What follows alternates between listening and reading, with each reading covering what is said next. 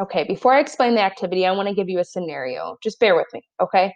You're taking your speaking assessment for Unit 2, and you know this counts for a grade, and you studied, you did, and you know the answers, but when it comes time to it, you panic, or you want to say something new and you just don't know how to say it.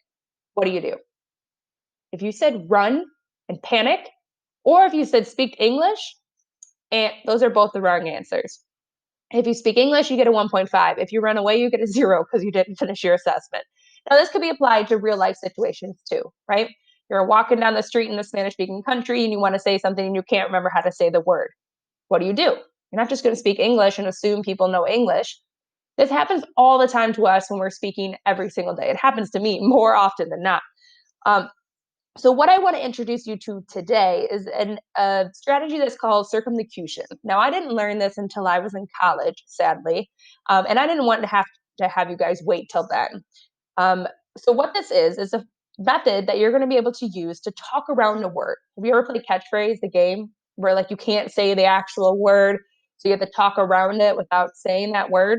It's kind of hard, but it also helps you be able to describe words. You do it all the time in English and it's going to help you sound way smarter and stay all in Spanish. So you're great in my class as fantastico. So first thing first, you're never going to learn how to say every word in Spanish. Sorry to burst your bubble. There's way too many words for that. I don't know every word in Spanish.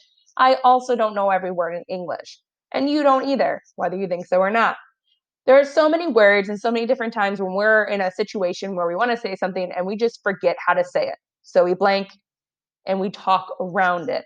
Now, you probably don't know how to do that really well in Spanish. So today I'm going to give you some phrases to help you do that, to use words you do know to describe the words you don't know yet. So here are some of the phrases. These are phrases that I would love you to learn, but I'm not requiring you to. It's not mandatory that you memorize these. However, it will benefit you now and in your future if you ever use Spanish, which you will. So there's tons and tons of phrases here. And then you're going to go through the slideshow and you're going to see, because it cuts off, because there's just so much great stuff on here. I give two examples. Okay. I give an example of mansion and running late. I forgot how to say the word mansion. I can't just say it in English, mansion, right? And I also just can't give up and run away. So I'm going to describe the word in Spanish without actually saying the word. So es como, and which is a phrase here, right? Es como, it's like, es como una casa, pero es muy grande. Okay, people are going to get what you mean. Or es un lugar donde personas famosas viven, etc. I did the same thing here with running late. So take a look at those.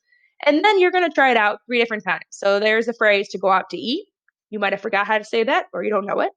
I adore him. Can't think of that exact phrase. How do you say it? And then to have a blast. So your goal is to stay in Spanish, use vocab words you know, and use slide 3 for those phrases. After there's a little reflection that I'd like you to fill out in English. But pretty much if you can go through this activity and then you spend some time kind of remembering those phrases, it's going to help you out tremendously in my class and learning a language in general. I hope this can help. If you guys get confused, just reach out.